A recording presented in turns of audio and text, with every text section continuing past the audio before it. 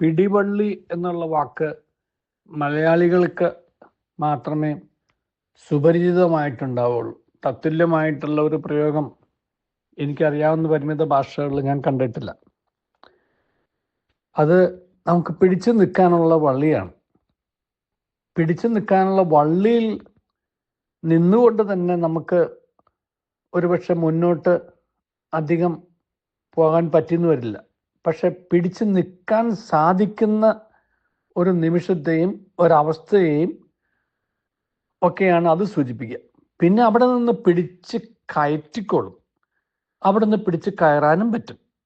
പക്ഷെ പിടിവിട്ട് പോകാതിരിക്കാൻ നമുക്കൊരു പിടിവള്ളി ഉണ്ടായാലേ സാധിക്കുകയുള്ളൂ, അല്ലെങ്കിൽ പിടിവിട്ട് പോകും.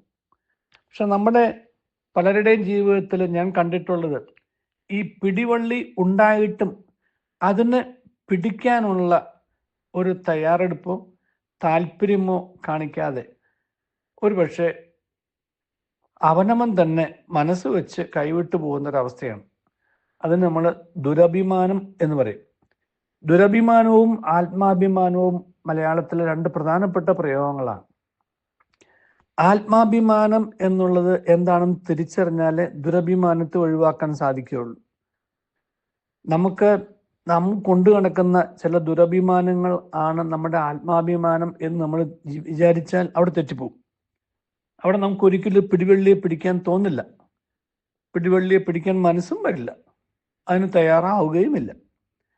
ആത്മാഭിമാനം എന്ന് പറയുന്നത് നമ്മുടെ അന്തസ്സാണ്. എന്താണ് അന്തസ് എന്നുള്ളത്? നമ്മുടെ സമ്പത്തിൻ്റെ അവസ്ഥയെയോ, നമ്മുടെ നിറത്തെയോ, നമ്മുടെ ജാതിയെയോ, നമ്മുടെ മതത്തെയോ, നമ്മുടെ വിദ്യാഭ്യാസത്തെയോ, നമ്മുടെ സൗന്ദര്യത്തെയോ, നമ്മുടെ ഈ പൊതുജനത്തിൻ്റെ ഭാഷയിൽ പറഞ്ഞ വലിപ്പത്തെ ഒന്നും ആശ്രയിച്ചല്ലായിരിക്കുന്നു. അത് അവനവൻ്റെ മനസ്സിൽ അവനവൻ കൊണ്ടു നടക്കുന്ന ആ ഒരു അന്തസ്സാണ്. ആ അന്തസ്സ് ആർക്കും കൈവയ്ക്കാനും ആവില്ല, ആ അന്തസ്സ് പണയപ്പെടുത്തേണ്ട കാര്യവുമില്ല. പക്ഷെ ആ അന്തസ്സ് പണയപ്പെടുത്താതെ തന്നെ നമ്മുടെ ഓരോരുത്തരുടെയും ജീവിതത്തിൻ്റെ അവസ്ഥകൾ മറയുമ്പോൾ അല്ലെങ്കിൽ അതിന് മങ്ങലേൽക്കുമ്പോൾ ഒരുപക്ഷെ ദൈവം നമ്മിൽ നിന്നും ആഗ്രഹിക്കുന്ന ഒരു അവസ്ഥയുണ്ട്. ആ അവസ്ഥ എന്നുള്ളത് നമുക്ക് മറ്റുള്ളവരോട് അത് പങ്കുവയ്ക്കാൻ കഴിയുക എന്നുള്ളതാണ്. പങ്കുവയ്ക്കുന്ന ദുഃഖങ്ങളാണ് പകുതിയാവുകയുള്ളൂ. പങ്കുവയ്ക്കാത്ത ദുഃഖങ്ങളാണ് നമ്മൾ പിടിവള്ളി കാണാതെ പോകാനായിട്ട് നമുക്ക് പ്രേരകമായത് എന്ന് നമ്മൾ തിരിച്ചറിയണം. ദുഃഖങ്ങൾ പലപ്പോഴും പലരും കാണണമെന്നില്ല.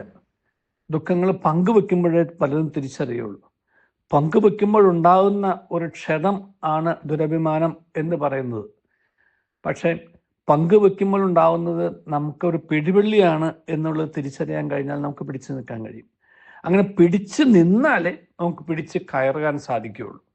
ഇന്നലകളെ നോക്കി നമുക്ക് കരഞ്ഞുകൊണ്ടിരുന്നാൽ ഒരിക്കലും നമുക്ക് പിടിച്ചു നിൽക്കാൻ സാധിക്കില്ല.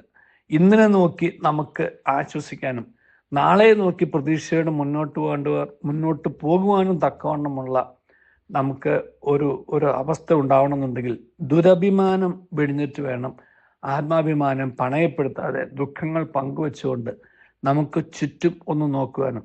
അങ്ങനെ പങ്കുവെക്കുമ്പോൾ പകുതിയാവുന്ന ദുഃഖത്തിൻ്റെ സന്തോഷം തിരിച്ചറിയാനും നമുക്ക് കഴിയണം. അങ്ങനെ ആവുമ്പോൾ ഈ ലോകത്ത് ദൈവം ആരെയെങ്കിലുമൊക്കെ സൃഷ്ടിച്ചിട്ടുണ്ടാവും, എവിടെയെങ്കിലേക്ക് ഒരു പിടിവള്ളി ഉണ്ടാവുകയും ചെയ്യും. ഒരു പിടിവള്ളിയും ഇല്ലാത്ത ഒരവസ്ഥ ആരുടെയും ജീവിതത്തിലുണ്ടാവില്ല.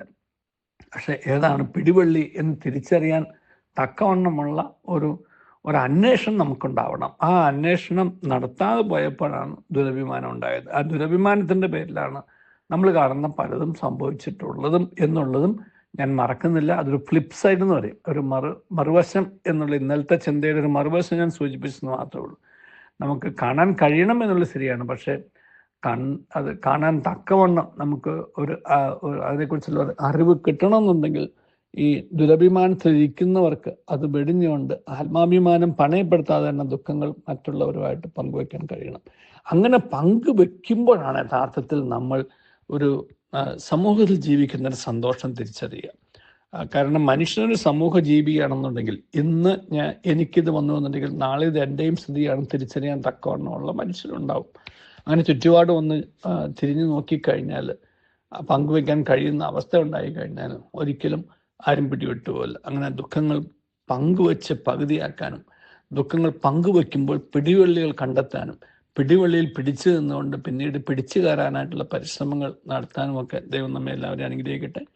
പിടിവള്ളികളാവാനായിട്ടുള്ള ഒരു സന്മനസ്സും ദൈവം നമുക്ക് തരട്ടെ. നല്ലൊരു ദിവസം എല്ലാവർക്കും നേരുന്നു. റേഡിയോ മല്ലു, മലയാളിയുടെ പാട്ടുപെട്ടി.